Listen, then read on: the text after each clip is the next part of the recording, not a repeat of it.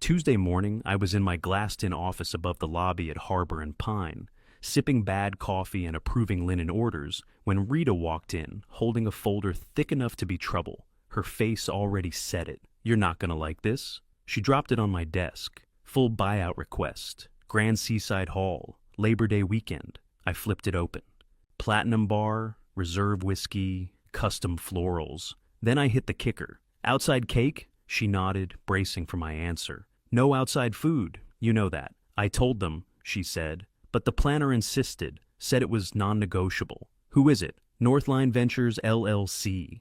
But check the rider." She tapped the tab with a post-it. My eyes scanned down. Bridal suite for Miss Sloane Avery. Groom's lounge for Mr. Brennan Cole. My chest tightened. Quick note, before listening, share which city or country you're watching from. I stared at the names like they might change if I blinked hard enough. Brennan used to be my business partner, my closest friend. We built Cole and Grant events from 2 folding tables and a dream. Then he tanked the company, took our top clients, and slept with my ex-wife Natalie. That lasted about 8 months, long enough for him to burn my life down and call it evolution. I turned the page. Contact email was generic. Planner was some slick outfit from Miami. Payer wasn't Brennan. It was a T. Reed, Tanya Reed, his old CFO. Also the reason I stopped taking his calls during the final year. Brennan had this way of hiding behind other names when he wanted to move money quietly. I'd bet my last invoice he didn't know I owned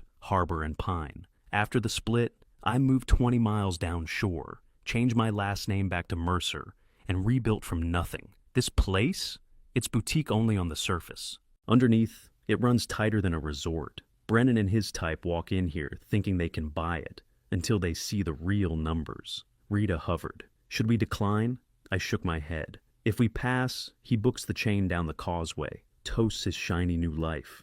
Doesn't feel a thing. I flipped to house rules. Section 12, D. Misrepresentation of event type or principal identity allows for immediate cancellation, no refund.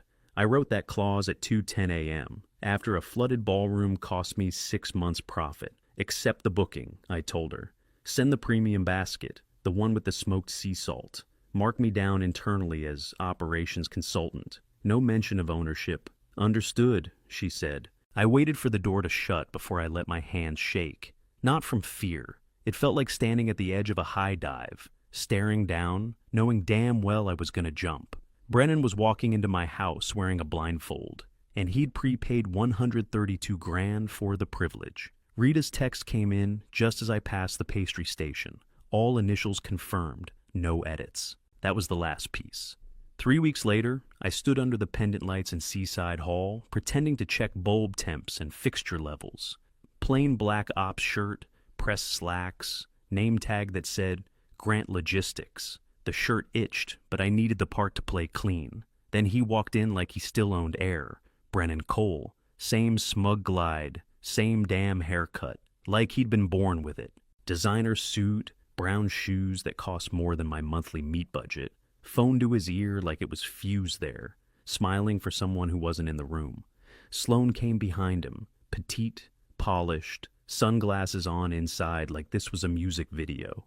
She had that kind of fake important energy that moves things without asking. Rita's smile looked stapled to her face. "We can comfortably seat 240, she explained, gesturing toward the alcove. The curved floor plan helps it feel close but not crowded.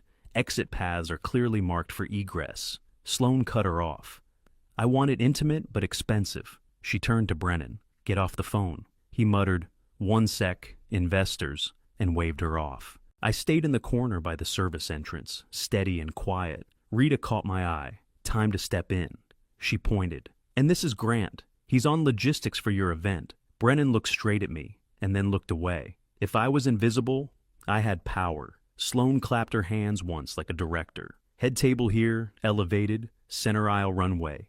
Ceiling drapes, gotta go. I want sheer, floaty heavenly." I stepped forward. "Those drapes are acoustically bonded. If we take them down, the band's gonna sound like they're playing in a tin shed." She blinked. "I'm not asking for a lecture. Just make it happen." Brennan didn't look up. "Whatever she wants." She beelined to Diego, who was adjusting floor spacing. "Too many forks. Guests don't need all that." "Salad, steak, same fork, minimal." Diego, solid as always, said, "It affects service pacing." She dropped the fork like it had germs. Minimal. I bit the inside of my cheek. I tried one calm correction. "We run by course tempo. Changing service wear breaks the pace." She glanced at me like I was gum on her heel. "You move tables, right? Stay in your lane." Brennan, still scrolling. "Do as she says." That's the thing about men like Brennan. They think money means ownership. Like a paid invoice means you bought the people too. Sloane floated toward the exit. She stopped cold. She pointed to a faint smudge on the glass. Barely there. Maybe a fingerprint. "One mark like that on the day," she said. "I'm getting a full refund." Rita forced a polite laugh. "We'll make sure everything's pristine." Sloane said, "Try harder," and left like she was floating above it all. Brennan trailed her, phone still in hand, wallet dragging behind his eyes. Once the doors shut, Rita sighed. "Can we charge a tax for being awful?" I shook my head.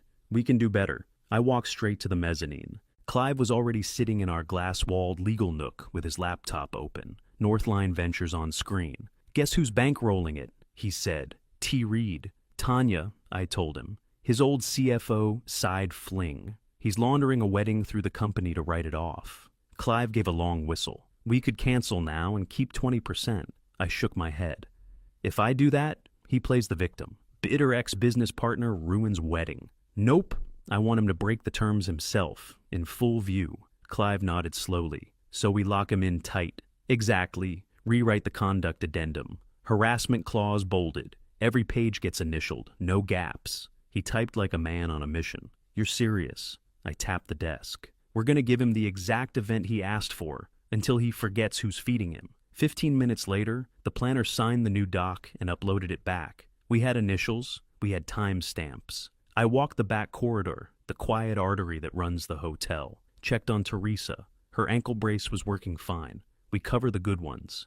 Gave a nod to pastry, no words needed. "Oh," texted Rita. "All pages initialed?" She answered fast. "Everyone, no pushback." I met Clive and Hank in the small conference room tucked off back of house. The one with the scuffed table and the bad coffee that never gets fixed. Hank stood instead of sitting, arms crossed, eyes already running scenarios. Ex-Coast Guard, brain like a switchboard. The kind of guy who hears calm and prepares for weather. We built a simple playbook. If they stayed respectful, we'd run the cleanest show on the Gulf, take their money, and put it toward the men's spa and the dock kitchen. If they crossed the line, we'd shut it down clean. No speeches, no shouting, just process. Hank wrote the triggers on the whiteboard with a thick marker. Physical intimidation of staff, slurs, unsafe requests, damage to property, repeated disregard of safety calls, and the classic, trying to change service tempos by screaming. We wired comms the way we do for storms. Green channel for normal, yellow for pressure, red for Delta night. That's our internal code for a controlled wind down. We rehearse it for hurricanes and power dips.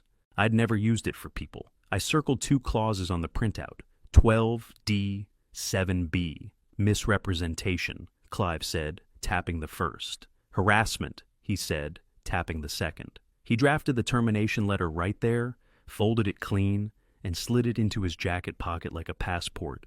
I told him to be on site the night of the event, and not to blink if I said, "Go." He looked at me for a long second. "You sure?" I didn't raise my voice. When a man burns your livelihood and then asks you to feed him, you either roll over or you set the table your way. The team got a quiet brief. No backstory, no names, just rules. Everyone paid full if the night ended early.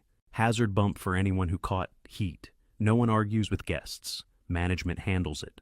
Always. I've been a dishwasher. I've hauled trash in a rainstorm behind a country club where nobody learns your name. You don't let your crew get stepped on. You build a place where they stand tall, even when someone's trying to push them down. The days leading up to the wedding were a parade of asks from Sloane's planner. Sparkler exit indoors. Denied.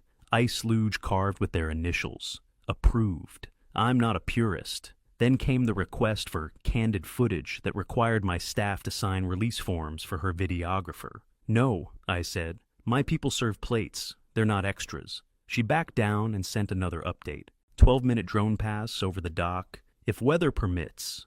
Fine. Outside only. We logged it. Everything goes in writing with people like this. The night before the event, I walked the room alone, hand on each table, checked sight lines, counted steps from kitchen to floor. I tasted the steak au poivre and the sea trout, adjusted salt, nodded once, tested the sound at 3 volumes and listened for the dead spots. I rested my hand on the back of a chair and thought about the studio I slept in 8 years earlier, the old carpet smell, the sink that rattled like it might come loose if you looked at it wrong. I'm not sentimental, but I remember who helped me steady the beam when the frames went up. I told myself I wouldn't swing unless they asked for it. People like Brennan always do. I turned off the lights row by row, locked the hall, and walked back through the service corridor, my shoes loud on the concrete, already counting the hours to showtime. I pushed through the service door and kept walking. Not fast, not loud, just firm. In the back hall, the music dropped a little as the soundproofing kicked in. I nodded to Henry in the kitchen, tapped the wall once, just routine, and made the loop back toward the ballroom's west entrance. The night had started smooth. The hall looked sharp, warm amber glow. Lilies from the farm in Mobile, linen so tight you could snap a ruler off them. 11-piece band, strings and brass, playing some love song that won't last the week. But it sounded expensive, which was the point. We had 238 guests checked in. Some real money, some borrowed glam. Brennan's tech bro friends mostly. Guys who wear sneakers with tuxedos and call it disruption. I wore a charcoal suit, no tie, clean collar. It let me float between guests and staff without raising eyebrows. I stayed near the corridor, watched the timing, listened to the rhythm. It was good. Canapes were flying. Kyle, the new runner, kid still got a name tag that curls at the corners, was moving trays like he'd been doing it for years. Light on his feet, balanced, like every flute mattered. That's when I felt a little pride sneak in. Sloane moved through the room like she was being filmed. She probably was. She adjusted napkins, changed chair angles, whispered into her planner's ear, then smiled straight at a videographer, like a news anchor reporting live from the middle of her own event. Brennan stood by the ice swan. Real swan shape, but some genius added a chrome chain around its neck like it was a designer purse. He laughed loud, that Brennan laugh, slick, confident, just empty enough to echo. I've heard it on stages and over steak. We were short-handed thanks to a stomach bug upstairs, so Teresa stepped in.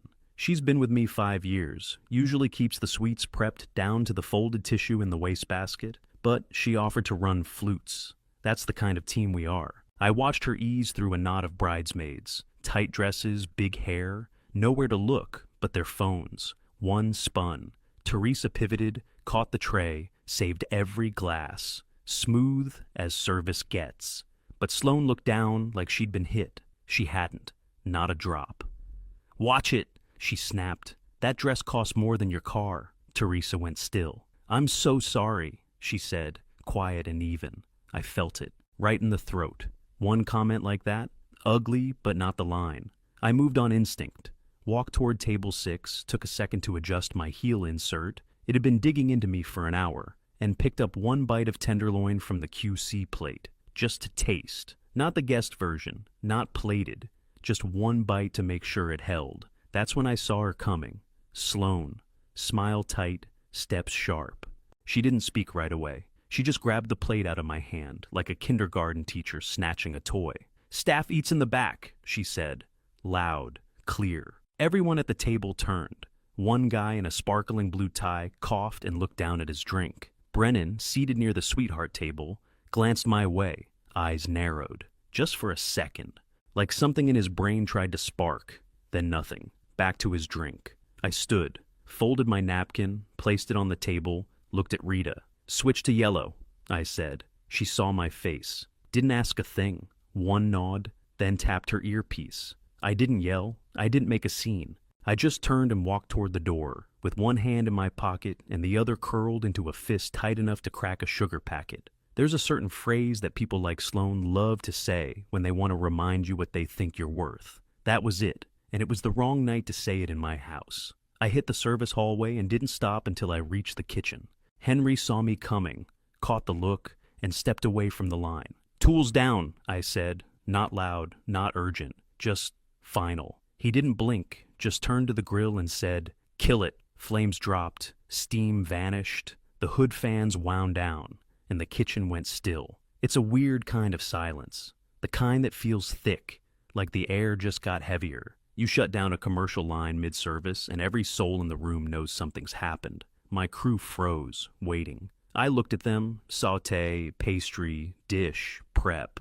Event's over, for us. Everyone's paid full plus hazard, I said. Nobody takes grief for wearing a name tag. Not tonight. Henry looked at the ticket rail. Trout's ready, steaks are firing. I shook my head.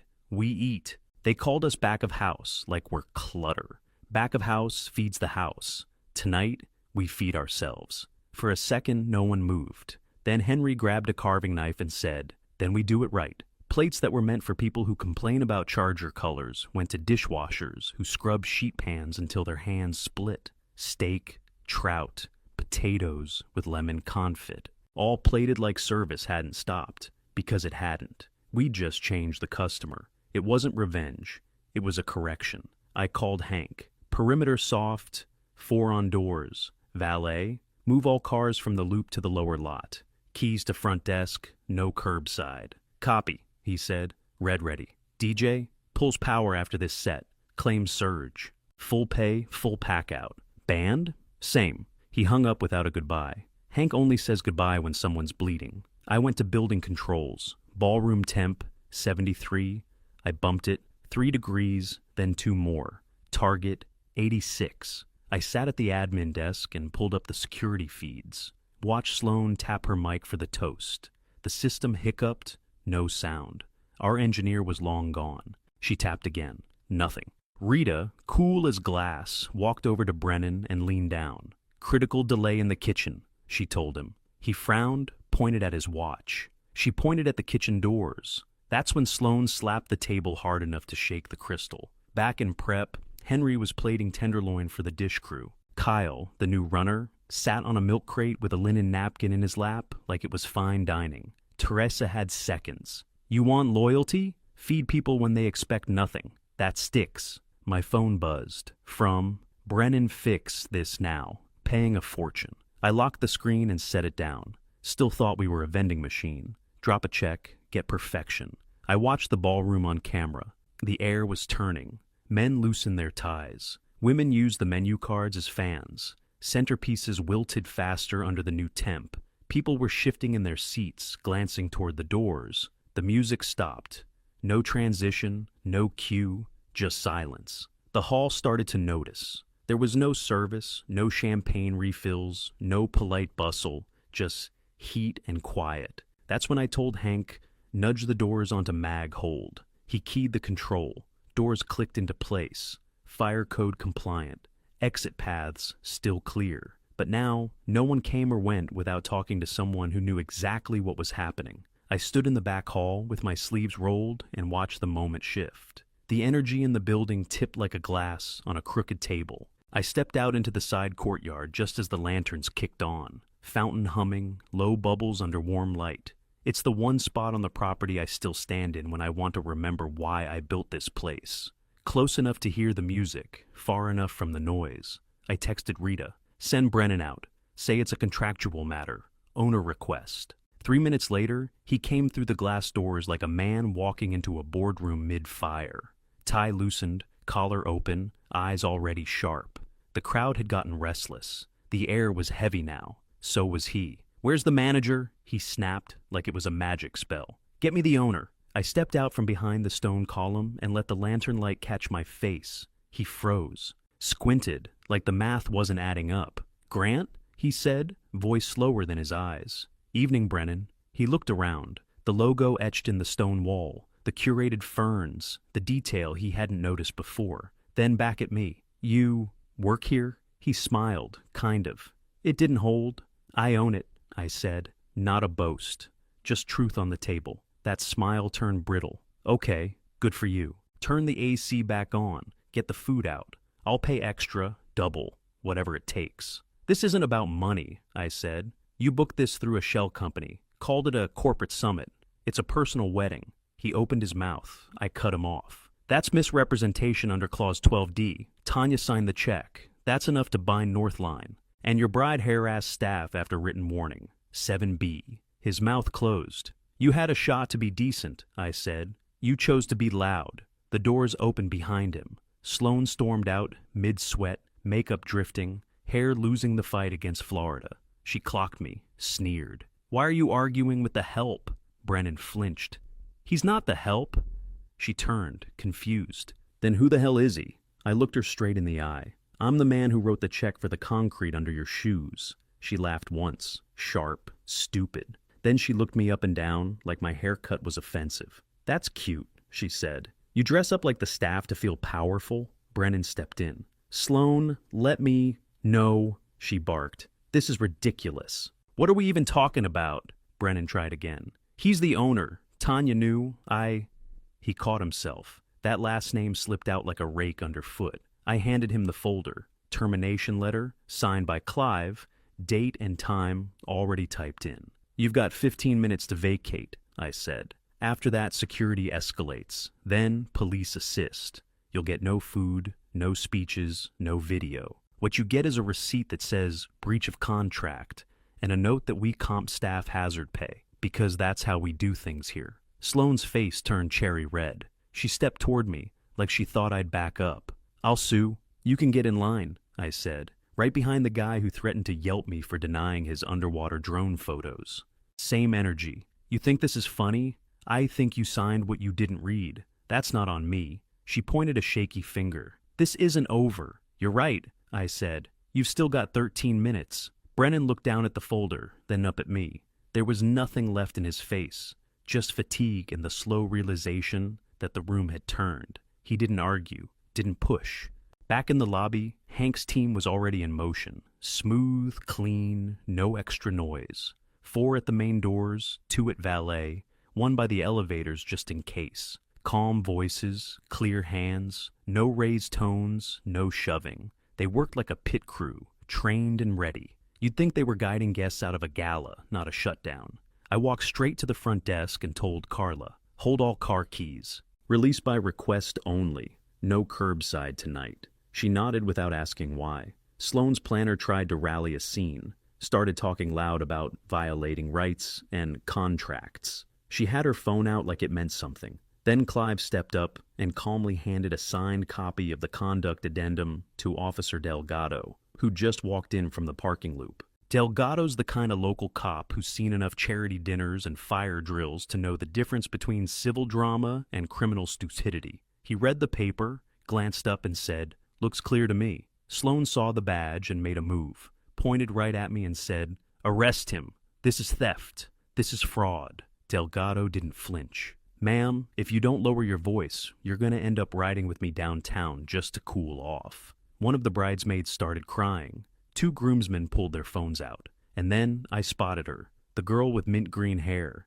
standing in the corner with her phone perfectly angled. She runs a big lifestyle channel, thousands of followers, maybe more. She said it clear as glass. This place is throwing out the bride for being rude to the staff. And just like that, the energy changed. You could feel the air shift. A few people around her lowered their drinks. Some moved to the side like they didn't want to be in the shot. One woman in a satin jumpsuit whispered, "Oh my God," and stepped behind a ficus.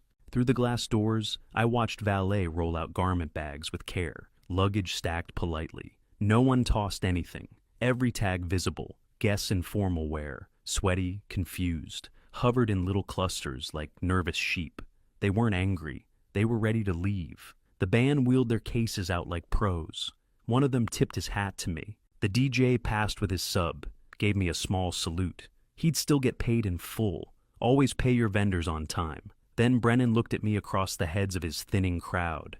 His tux was creased, his collar wilted. His mouth shaped the words, "Come on, man." Then he said it out loud.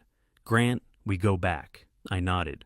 "We do. That's why I'm not letting you pay to make my people small in my own building." Sloane spun on her heel. "I'm not getting in a rideshare in Couture." I pointed to the sidewalk. "Sidewalk's free. Night air's thicker than your contract." Delgado stepped up. Patient tone, hands loose. "Owner asked you to leave. That means you leave." She ignored him, turned toward the mint-haired vlogger with murder in her eyes. Started storming across the lobby like she had something to prove. Delgado caught her arm. Not rough, just firm. "That's enough." She yanked away, grabbed her suitcase by the wrong handle, and the wheel gave out with a shriek like a tiny protest. She dragged it across the tile, down the half-circle driveway, one heel clicking off beat. Brennan stayed behind for one last second. Tucks wrinkled, shoulders slumped, eyes searching the crowd like he still had time to fix it. He looked at me and mouthed, "You win?" I said. "I won the day I started over. I just hadn't cashed it in yet." He nodded once, picked up his bag, walked out, didn't look back. Inside, I headed for the bar. "Open the top shelf," I told them. Teresa, still in her banquet blacks, leaned in. "We really allowed to eat the trout?" "Take seconds," I said. "You earned it. Sometimes the only way to end a story is to feed the right people." I was up before the sun, made coffee, black, no sugar, opened the tablet, first thing on the screen, the clip from the girl with mint hair. 3.6 million views. Caption read, "Bride learns the hard way you can't bully staff." By 8:10 a.m., the comments were coming in faster than I could scroll. Some cheering, some people sharing their own war stories from kitchens, hotels, retail. One thread was just full of folks asking if Harbor and Pine had fall availability. Bookings were up 320% by noon. That's not hype. That's a signal. Loud and clear. Around 9, Rita knocked and handed me a manila envelope. "Northline letterhead," she said, "and a check." Inside was a countersigned termination confirmation, plus a reimbursement for a red wine stain near table 12. There was also a small folded note, Brennan's handwriting. Point taken. I didn't hesitate. Dropped it straight into the shred bin. He still thought this was some kind of game. Message for message, move for move. It wasn't a game. It was maintenance. Of a standard, of a staff, of a house with my name on the books, even if the sign didn't say it. Phone rang. Clive. 3 corporate requests came in since 7, he said. All want winter dates. 2 specifically asked if the owner could be present to keep everyone civil. Build a new rate card, I said. 30% increase across the board. He laughed. You got mean. I sipped my coffee. I got efficient. Mid-morning, Teresa knocked. She had a plate in one hand, trout, potatoes, and a slice of the lemon elderflower cake we did allow because it was ours. She carried it like she wasn't sure if she'd get to finish it. You in trouble? I asked. She hesitated. I stepped into banquet last night without a manager. I just didn't want Kyle swamped. You did right, I said. How's the ankle? Brace is working. That foot specialist's no joke. We cover the good ones, I said, and meant it. She left smiling. That meant more to me than the bookings. I stepped out onto the upper balcony by the atrium, leaned over the railing. Housekeeping was flipping rooms below, catching up fast. I waved, they waved back. That's my real metric. If the people who clean the place feel safe, the place is solid. By late morning, a friend in PR texted me. Sloan's brand deals are bailing. One's already pulled their landing page. Not surprising. You can't sell kindness candles on Tuesday and treat staff like clutter on Saturday. That kind of contradiction's heavy. It cracks fast once the light hits it. As for Brennan, his investors would do what they always do. Track the ripple. Count the damage. If money shifted, they'd shift with it. I didn't wish him ruin. I wished him humility. That costs nothing. Pays every day. I sat down, pulled out a note card, and wrote a note to the vlogger. Handwritten. Just 2 sentences and a thank you. Mailed it with a comped 2-night off-season stay and a dock to dinner tasting for 2. That's the only marketing I believe in. Truth that travels. By lunch, a magazine sent over a press request. Wanted a quote, a reaction, a soundbite.